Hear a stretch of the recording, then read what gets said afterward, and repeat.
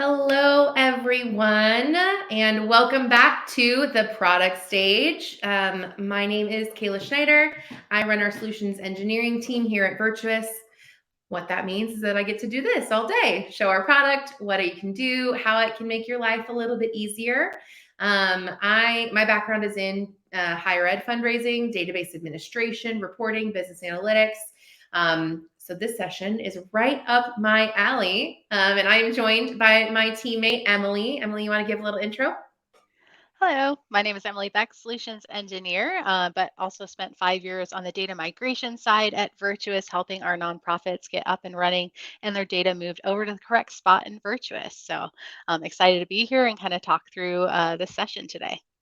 Yeah, I'm really excited for this session. We're going to look at data.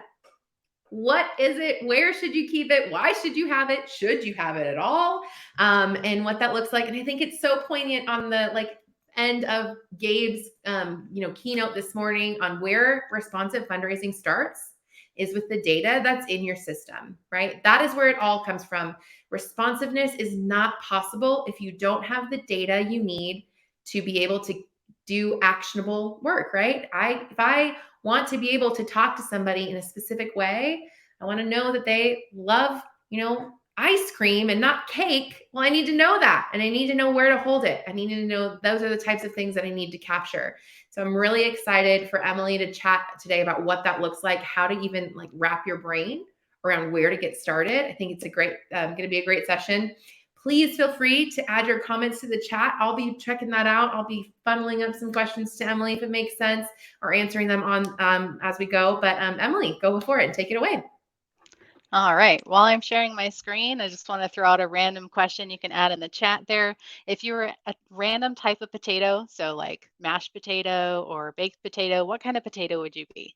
So thought we'd have a little bit of fun there.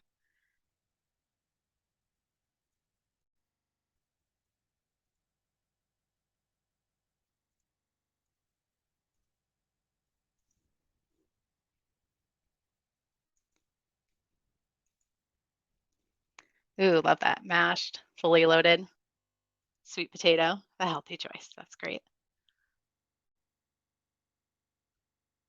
Loaded potato. All right.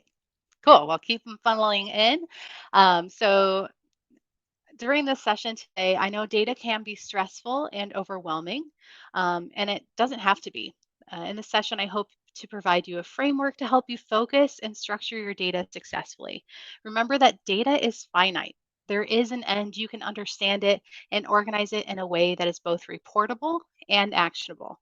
So, my name is Emily Beck, Solutions Engineer, but spent 5 years migrating nonprofit data to Virtuous, working with some of our largest clients, sifting through complex data issues to help set those nonprofits up for success. So I've worked with data and experienced that, so I understand how that process can be and kind of what can help make that successful. My second year at Virtuous, we had a party around the holidays and had a white elephant gift exchange. It was the pride of our entire year trying to find some quirky gift to give. Team favorite one year had to be the Jeff Goldblum shower curtain. So really loved sending out those quirky gifts. That year, I got a fun corn on the cob skewer kit as wiener dog. So it's like a true corn dog. You can see those are pretty sharp and pokey. Great for corn, but not great when you're rummaging around a drawer and getting pricked by one of these. So I was kind of storing it just in a plastic bag, and I threw that in my kitchen drawers. And for the past 3 years, they've been in this Ziploc bag and poking through every time. And I keep getting pricked every time. I even put them in a different drawer. So I'll put it in the knife drawer where the sharp things are. Then I move them to the silverware drawer, thinking, maybe that'll fix it. Just being lazy, really, and not addressing the issue. Why did it take me 3 years to say a plastic Tupperware could fix this? Right? I can easily find them. I won't have blood drawn every time I'm in that drawer, and life will be that much more organized in the kitchen. Data is much like a kitchen. We want to easily find the data we use all the time, actively use it to make personalized dishes we serve to others, to inspire them to give, adding new tools as we learn to feed our aspirations of being a master data chef to better engage with our donors. Want to send out a survey. What's the data in your kitchen look like today? So, are you that person where I can find my data easily all the time? Other nonprofits are jealous of you, but you also are a beacon of hope that it is possible. Are you that person where you're saying, my data doesn't seem right? It's hard to make sense of all the pieces and put those together. Do you have a lot of custom data stored in ways that are hard to report on, that causes you pain and to understand and figure out what to do next? Or it's a mess today, but I'm looking for a fresh new start and a new best practice structure in a new CRM. So, are you planning on making that move and hoping for a fresh start? Or you're just starting out, you don't have a lot of data, but you want to make sure it's structured right in the way that's going to help your future self report and make action of that data. So, go ahead and head over to the poll section to put in that answer. Awesome. I think, Kayla, you'll have to share what the end vote is there. I haven't used that before.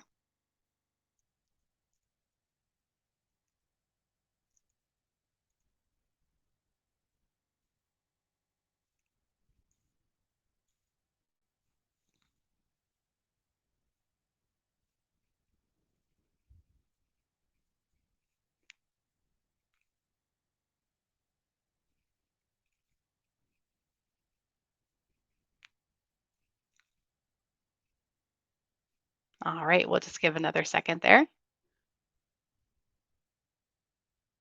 Okay. And Kayla, do you want to share the results of what it's looking like today? All right. It's great. So about half of you so far, you can really act on your data, easy to find. That's fantastic. Couple of you, yeah, maybe it's hard to structure. Looks like in the chat, you're setting up data. Awesome. So whether it's data maintenance or starting something new, hopefully this will help guide you to better understand in Virtuous how you can structure that data. So you're not alone wherever you are. So let's dive in.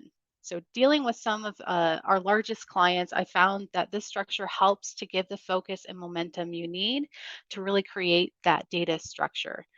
So I like to do that three-phase approach. Phase one, name your purpose filter. Define what your end goal is. Phase two, run your data through that purpose filter. Focus on what's relevant and will help your end goal. And phase three, create actionable structure. Make sure the remaining data is set up optimally for both reporting and automation. So, phase one, name your purpose filter. What is the end goal of your data? How should it move your organization forward? What is your end goal? Let's say our mission is to help those suffering from cleft palates in developing countries. We have a peer to peer 5K run. My purpose filter might be I want to reach out to anyone that recently or in the past participated and raised money, and I want to talk to those that signed up. Our end goal is to reach out and mention where they ran and when, right? So, phase two, we want to run our data through that purpose filter. Don't be afraid to see your data, however bad it is. Really dig in to understand the state it's in. Who uses it? Why is it there? Then challenge the data to go through that purpose filter. For this 5K event, let's say we have these custom fields: total raise, date of run, t shirt size, peer to peer total givers, current donor, favorite drink, runtime, and placement in race. What are you trying to accomplish? What actions do you want to take? How should it move your organization forward? Is there another way we can already get this data? Are we adding work for ourselves? Which of these fields are going to help us? Really think about the purpose filter and the impact you are hoping to have. I can use the date of run to figure out who recently participated by reporting on the date. Placement in the race, I will use that to help me personalize to celebrate what they've done. T-shirt size, favorite drink, runtime, those are fields I'm not planning on really referencing as I follow up with this donor. So come to think of it, I can actually already access to know if they're a current donor, how much is raised, and who gave to the peer-to-peer side. So I don't really need custom fields for that or be manually adding that data if I already have access to it in the system already. Think about what's important, how we are using it, and how it impacts our purpose. We should create custom data for date of run, and race placement, the rest of the fields are either not really relevant or already searchable. Phase three, now we're going to create actionable structure. So I'm going to show you this in Virtuous. Other platforms may have something similar, but the concept should help guide you. It's all about understanding the type of data, uh, what it is, and to structure that out in a reportable way. So let's walk through some use cases together. So here I'm on a Virtuous contact record and wanted to highlight tags. So, tags are an easy way of segmenting or targeting your audiences. You can have any number of tags on the contact record at one time. You can add them manually. So, let's say if I'm a school org, maybe I want to add alumni. So, I want to target those alumni to reach out for direct mail pieces, maybe email communications. I want to filter and report on those with that tag. So, really allowing you that flexibility. So, here we can see some other use cases of influencers, major donors, maybe direct mail, no direct mail there, or patient family for maybe a hospital foundation. So, really being able to create those preferences. Best use cases, receipt or communication preferences, interest groups, or kind of those just general groupings. A great example of how you can update this in the background through automation. So I can manually add tags to the record. I can update them in bulk, so add and remove through a query, or that's kind of Virtuous's reports. Or if I already know the criteria for what makes, let's say, a major donor, rather than having to adjust this all the time, run reports, do it manually, why not have automation in the background update this tag for me? So this is an example of an automation in Virtuous, a new donor lifecycle workflow, where it just kind of highlights how we can add and remove these tags in bulk in the background. So having the system manage that custom data for us. So here you can see non-donors, first-time donors, sustaining donors, and major donors. So when we have that non-donor, adding that tag.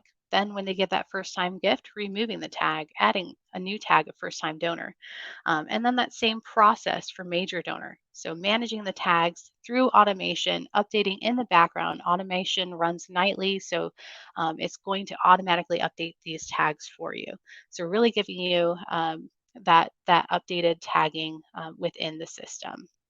And I will say this is best for, of course, those groupings. It's not best for detailed information or dates because they're just a name on the contact record, a simple way to group, right? Um, Also wanted to highlight contact types. So here you can see this is actually a household record. We have different contact types in Virtuous: household, organization, and foundation, but you can also create custom types as well. Think of those types as more of like a one-time setting. It doesn't change over time. So if you have like a hospital, let's say, or a school, or a church, you can create those custom contact types, but they're not going to change. They're always going to be that hospital or school, right?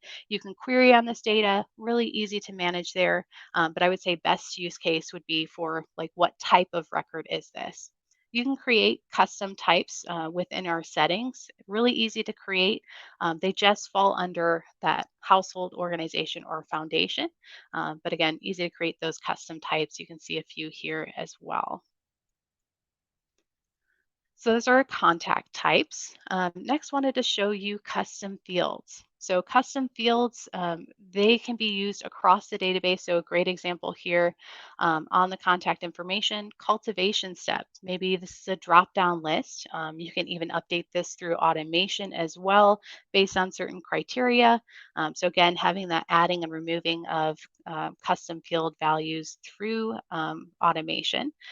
Also, you can see donor interest. So I have an example of a multi-select. We have custom fields across the Virtuous database, and they're easy to add. So when I create a field, I have different objects, right? So not all of your custom fields in the database are going to live on the contact. Maybe it's on the individuals under the record. We also have custom fields for notes and events, or that event attendee, giving. So you can see here there are a ton of different areas, even around projects. Gifts are pretty common there. So what entity do we want this custom data to live on? Next, once we're ready to go, is just adding that name. You can also attach a group. So we can group custom fields together. A great example would be our pet adoption information. So having that adoption date, breed, pet's name, and type of pet as a group of custom fields. Just a way to kind of group them together. When I go to create my custom field, I have different options. So when you're reviewing your data, kind of ask yourself, how do I want to report on this data? Do I want to enter notes? Keep in mind that if it's an open text, you won't be able to query on, re- well, I guess reliably, you won't be able to query on, give me everybody that has this text value, because maybe somebody typed it in a little bit differently or they misspelled it, right? So keep that in mind. Do we want it as a true text where we're making notes? Maybe we want paragraphs, so more of long text.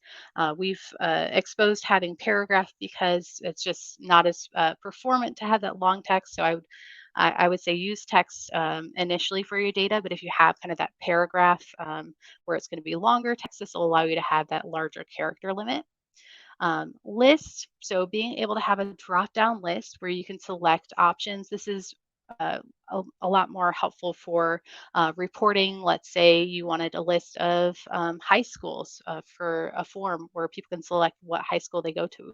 Then you can query on that data. You want it as a drop down list to make it a little bit more reportable. Um, you can also have multi select. So where maybe they can have more than one option. So being able to select multiple values at a time. And then true false. So is it a true false value there? Date, decimal, of course. So if you're thinking, I want to search a number and a range, then you select the decimal type. And then link, that gives you a clickable hyperlink in that custom field. So depending on the use case, really think about, how do I want to report this data? What do I want to do with it? And set it up for success right away so that down the road you don't have data that's in an open text field that maybe should be, a number, a decimal there. All right. Emily, can we make Uh, her just a little bit larger? Can you zoom in just a little bit so we could see what you're oh, looking at there? That would be great. Perfect. Thank you so much. yes. Sorry, I sometimes work with a minimal screen there. All right. Thank you. You can create custom field groups. So you saw that pet information. So it's easy to create a group and then attach those custom fields underneath. So as you saw on the contact record there, that custom field grouping. Next, wanted to talk about notes. So let's say we're tracking activity on the contact record. So notes really allow you to track different activities on a contact or individuals. You can have custom note types, so you can see the different types here, and you can query and filter on that. You can even filter on the contact record or globally through a query as well. You can also add custom fields to notes as well. So if there's particular categories or other drop-down lists you want to append, you can. Again, you can query on this data, specific types, the date entered, even the custom fields on the notes.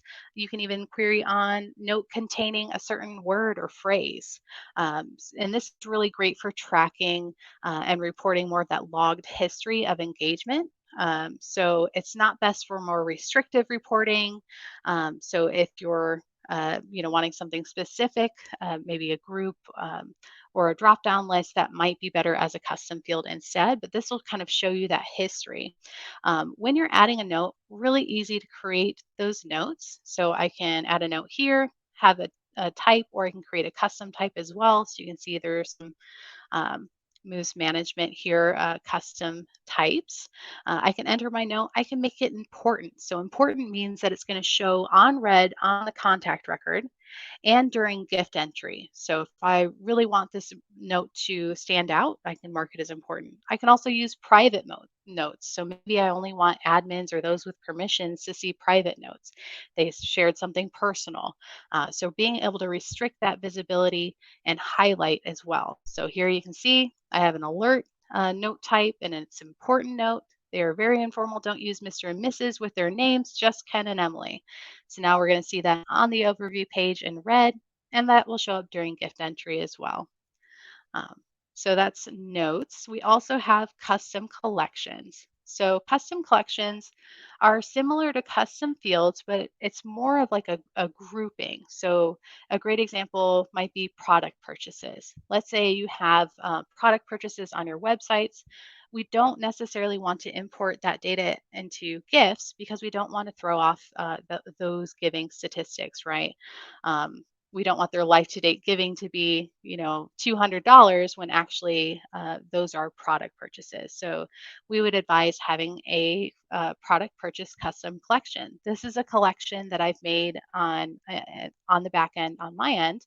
Really easy to create that grouping of custom fields. So purchase date, products, order total, notes, and was that order fulfilled?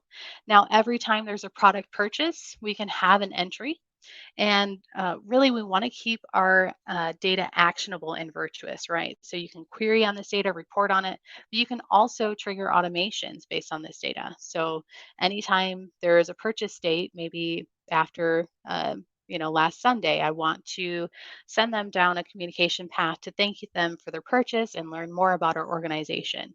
So being able to trigger that communication based on that custom data, really allowing you that flexibility. Another great use case here, education. So for those education orgs where you wanted to track, what did people study? What were their extracurriculars? When did they graduate? Being able to track that, I would say custom collection would be more appropriate than a custom field because they may attend the school more than once. So custom fields basically allow a one-time set of data and you override it each time you enter it, where custom collections allow you to track that history and have multiple entries. So that's where a custom collection would be more appropriate for like that education. Interest form. Another great example here, maybe we have a form on our website for those interested in signing up for a group. And so we ask them, have you been in a group before? What's your education level? How did you hear about us? And areas of interest. Again, being able to store this data, have multiple entries, they can fill out this form multiple times, and we can trigger a welcome automation to say, hey, here's more information about our groups and what it looks like. And we meet on Tuesdays, and here's what you can do to prepare. And having that multi-channel, of course, with automation, you can do email, text message, or letters on demand, which are postcards and letters that can be sent on your team's behalf without your team having to do anything. So really being able to use this data to communicate with your donors. And the last area I wanted to highlight here, patient information. So for maybe those healthcare organizations with that foundation arm where you're engaging patients that are grateful for your service, being able to track the date of admission, date of discharge, Department of Service, all of that. Again, they can attend multiple times, so they can be a patient multiple times. So being able to track that information over time, query and automate based on that data. After custom collections, wanted to dive into reporting. So, as we mentioned, the patient kind of tracking that patient information.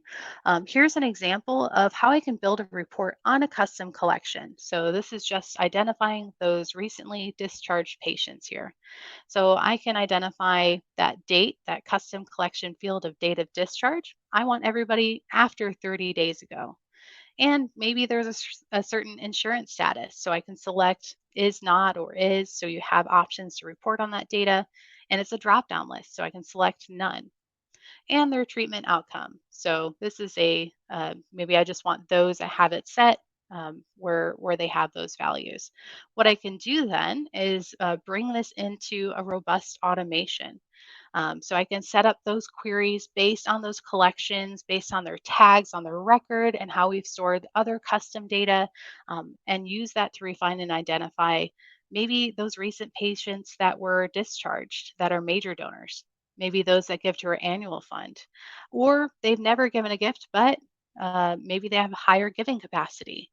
So being able to identify and send them down a donor journey, both of tagging, but also being able to do things like append wealth data or send a text message or postcard. So really being able to refine and send out those donor journeys based on that custom collection. So really giving you that powerful tool there. Also wanted to highlight some reporting we can do. So if you remember that pet adoption that we saw on that contact record, so that pet adoption information, maybe I want to build a report around that. So being able to get a visual of what state do people live in and where are we seeing giving, and I want to see a report of all of the recent adoptions. So being able to build a custom report based on those custom fields, even have that visual element that I can add to my dashboard. So really giving you full control over that reporting. Now that I have access to those custom fields, we don't want the data to stay in Virtuous. We want you to be able to communicate. So that's where you can create an email. So let's say I'm building an email here and I want to target those pet adopters.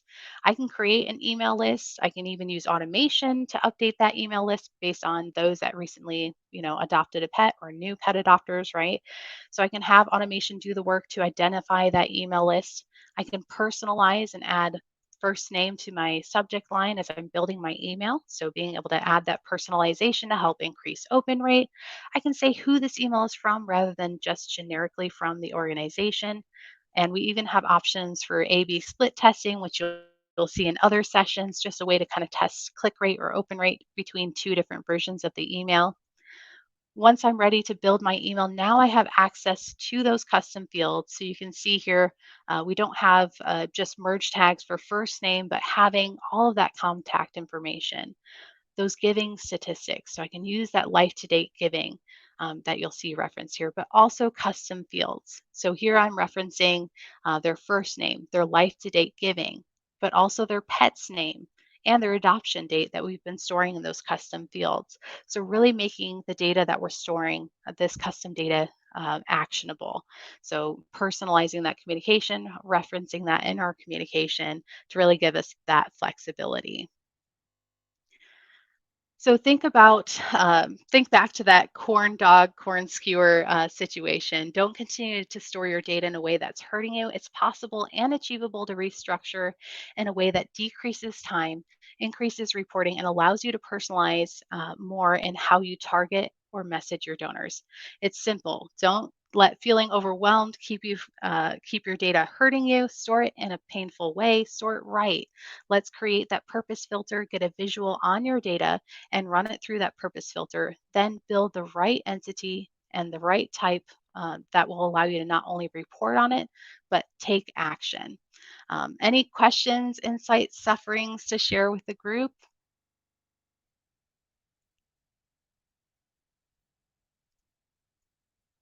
Thank you so much, Emily. Yes, please feel free to push your questions in the chat. Would love to answer anything that you have about what data looks like in Virtuous or how it can be used. I think I think it's so important.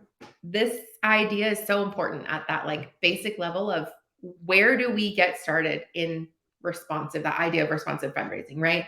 If we want to be able to listen to our donors, understand how they engage with us, what they're doing, how they are, what they're interested in, right? These are things that we need to think about. What is the purpose of that? Why are we collecting this data? Am I just saying like, how'd you hear about us? Well, why do we want to know that? Are we going to do something with that? What do we want to be able to capture that for? Also, tell me a little bit more about yourself, right? Like, tell me your birthday or what program are you most interested in? Those pieces of data that we can capture then as a custom field or as even get that birth date allow us to take that information that we're learning, we're listening to, right?